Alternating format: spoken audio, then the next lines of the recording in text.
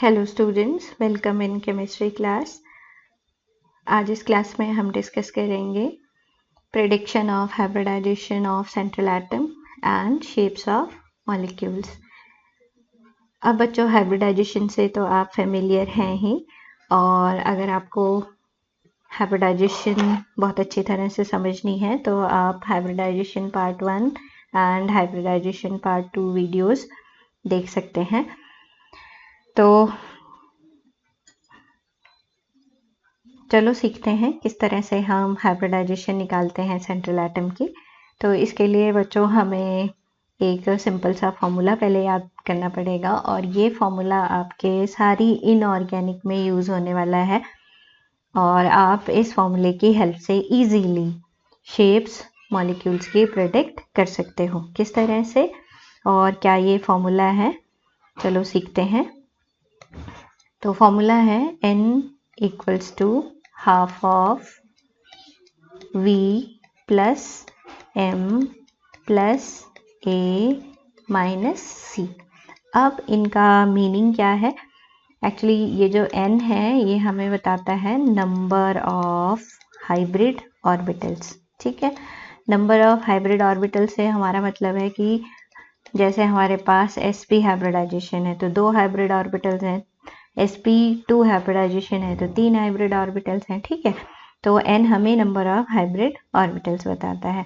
यहाँ पर जो v है वो रिप्रेजेंट करता है number of valence electrons of central atom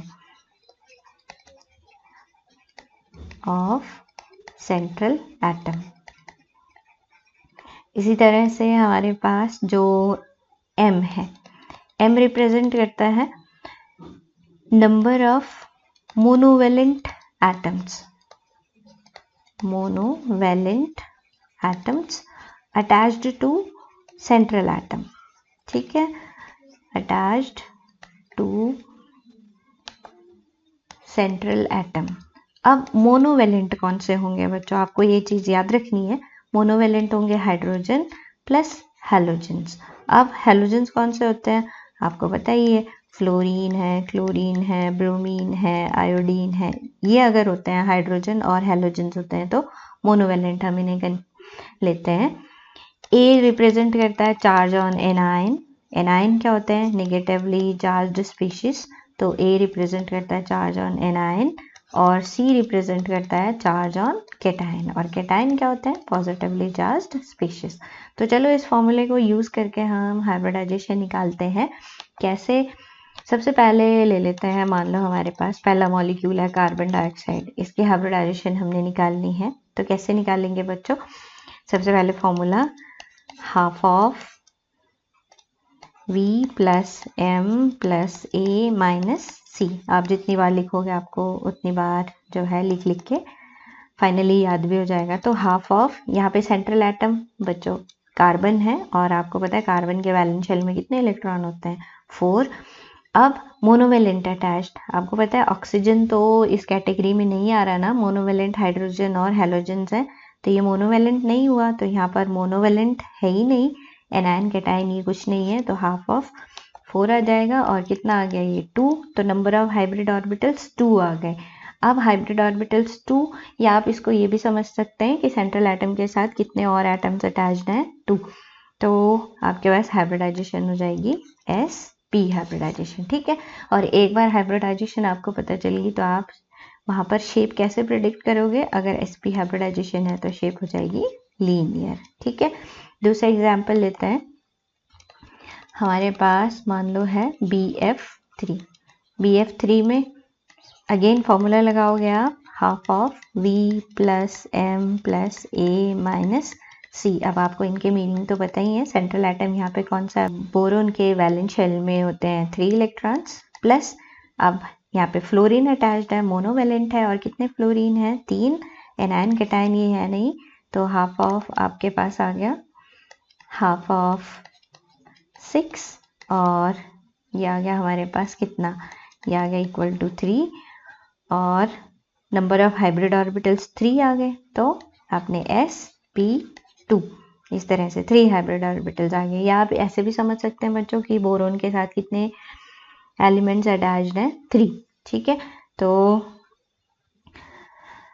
अगर sp2 हाइब्रिडाइजेशन है तो शेप कैसी होएगी, ट्रायगोनल, ठीक है। तो ट्रायगोनल शेप आ गई आपके पास। नेक्स्ट जो है एग्जाम्पल लेते हैं हम थर्ड, SiF4। SiF4 में अगेन सेम फॉर्मूला लगाना है बच्चों आपने। क्या आ जाएगा, n equal to number of hybrid orbital half of v plus, आप इसको जितनी बार लिखोगे उतना आपको याद रहेगा ये, हाफ ऑफ, अब सेंट्रल एटम कौन सा है यहाँ पे, सिलिकन, और सिलिकन के वैलेंस शेल में कितने इलेक्ट्रॉन्स होते हैं, 4 प्लस मोनोवेलेंट भी 4 ही अटैच्ड है, तो ये आ गया हाफ ऑफ 8, और कितना आ जाएगा बच्चों 4। तो आपके पास नंबर ऑफ हाइब्रिड ऑर्बिटल्स 4 आ गए। आपने शुरू करने S से, एक S का आ जाएगा और P के कितने आ जाएंगे 3, तो हाइब्रिडाइजेशन हो गया sp3, और शेप कैसे आ जाएगी, टेट्राहेड्रल, ठीक है। अब बच्चों मान लो इसी के अंदर हमारे पास आ जाता है, नेक्स्ट ले लेते हैं मॉलिक्यूल वाटर, और अगेन फॉर्मूला आप यूज करो, half of V plus M plus A minus C, आपके पास हाफ ऑफ, अब सेंट्रल एटम यहाँ पे कौन सा होगा, ऑक्सीजन। ऑक्सीजन के वैलेंस शेल में कितने इलेक्ट्रॉन्स होंगे, 6। अच्छा बच्चों एक बात और, जनरली सेंट्रल एटम वो वाला एटम होता है जो सबसे कम नंबर में हो, जैसे H2O में ऑक्सीजन कम नंबर में, तो वो सेंट्रल एटम हो गया। मोनोवेलेंट हाइड्रोजन अटैच्ड है, हाफ ऑफ 8, आपके पास कितना आ जाएगा 4, तो आपने शुरू करना है sp3 हाइब्रिडाइजेशन। sp3 हाइब्रिडाइजेशन मतलब यहाँ पे सेंट्रल एटम से कितने और एटम्स अटैच्ड होने चाहिए, हमारे पास 4, लेकिन यहाँ पर तो 2 ही अटैच्ड हैं, तो इसका मतलब यहाँ पे 2 क्या होंगे, लोन पेयर होंगे, ठीक है। तो हाइब्रिडाइजेशन sp3 टेट्राहेड्रल ज्योमेट्री, लेकिन इरेगुलर टेट्राहेड्रल आएगी। और शेप जो है, क्योंकि यहाँ पर आपके पास आपने साथ में वेस्पर थ्योरी भी लगानी है, 2 बॉन्ड पेयर हैं तो 2 लोन पेयर हैं, तो शेप आ जाएगी हमारे पास वी शेप, ठीक है।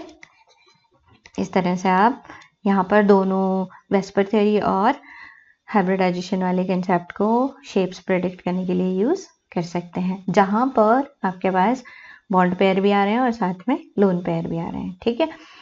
इसी तरह से मान लो आपके पास नेक्स्ट मॉलिक्यूल आता है PCl5, तो आप n equal to half of number of electrons in valence shell of central atom, तो कितने आ जाएंगे बच्चों यहाँ पर हमारे पास 5 प्लस 5 मोनोवेलेंट, तो हाफ ऑफ 10 कितना आ जाएगा 5, तो आप शुरू करोगे S, एक P के 3 ऑर्बिटल आगे और D, ठीक है, 3 1 4 1 5, तो sp3 डी हाइब्रिडाइजेशन हो गई।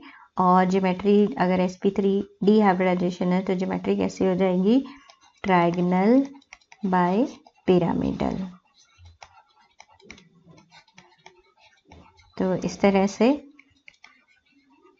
आप हाइब्रिडाइजेशन से प्रिडिक्ट कर लोगे ज्योमेट्री, ठीक है।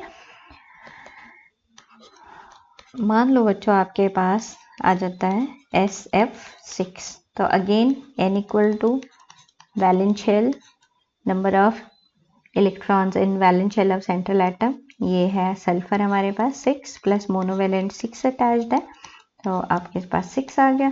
sp3d2 हाइब्रिडाइजेशन, आप 6 हाइब्रिड ऑर्बिटल्स, तो आप देख रहे हो यहाँ पर 1 4 और ये 6, तो इस तरह से sp3d2 हाइब्रिडाइजेशन है, तो ज्योमेट्री कैसी आ जाएगी, ऑक्टाहेड्रल, ठीक है, ऑक्टाहेड्रल ज्योमेट्री आ जाएगी यहाँ पर आपके पास।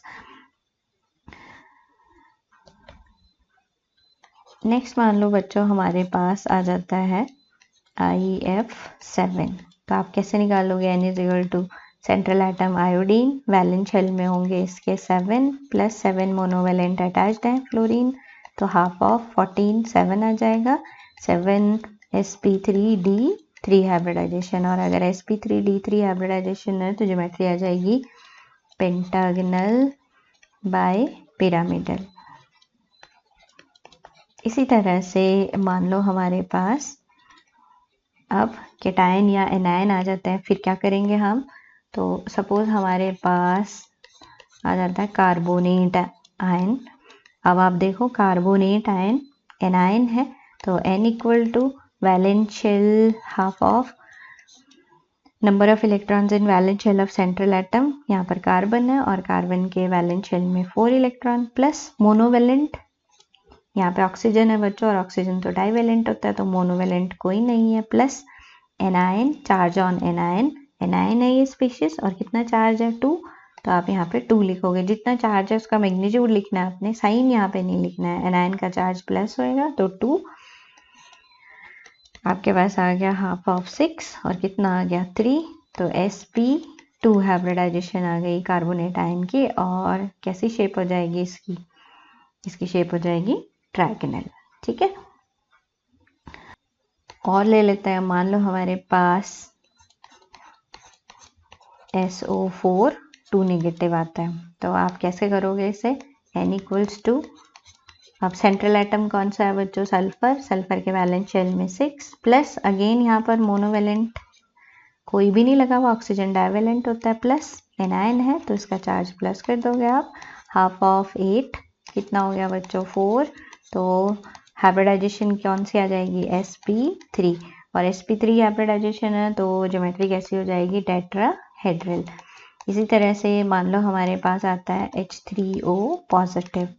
अब बच्चों कैटायन आ गया, formula n equal to half of, अब यहाँ पे सेंट्रल एटम कौन सा, ऑक्सीजन, ऑक्सीजन के वैलेंट शेल में आपको पता है 6, प्लस नंबर ऑफ मोनोवेलेंट,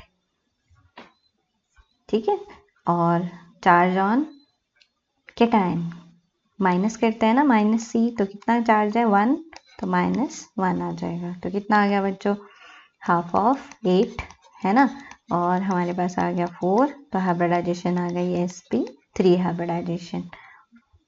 एक और एग्जाम्पल ले लेते हैं बच्चों, NH4 पॉजिटिव। ठीक है, तो यहाँ पे hybrid number of hybrid orbitals n equals to half of central atom nitrogen है, नाइट्रोजन के वैलेंट शेल में 5, प्लस मोनोवेलेंट कितने अटैच्ड हैं 4, माइनस चार्ज ऑन कैटायन, तो एक 1 चार्ज है, तो आपके पास अगेन कितना आ जाएगा हाफ ऑफ 8, 4 आ गया, तो हाइब्रिडाइजेशन आपके पास कौन सी आ जाएगी sp3 हाइब्रिडाइजेशन। ठीक है ना, तो इस तरह से आप ये सिंपल सा फॉर्मूला यूज़ करके हाइब्रिडाइजेशन मॉलिक्यूल्स में कैटायंस और एनायंस में इजीली प्रेडिक्ट कर सकते हो, और उसकी हेल्प से आप ज्योमेट्री और शेप्स मॉलिक्यूल्स की निकाल सकते हो। ठीक है बच्चों, तो ये था how to find out hybridisation of central atom and prediction of shapes of molecules. Thank you.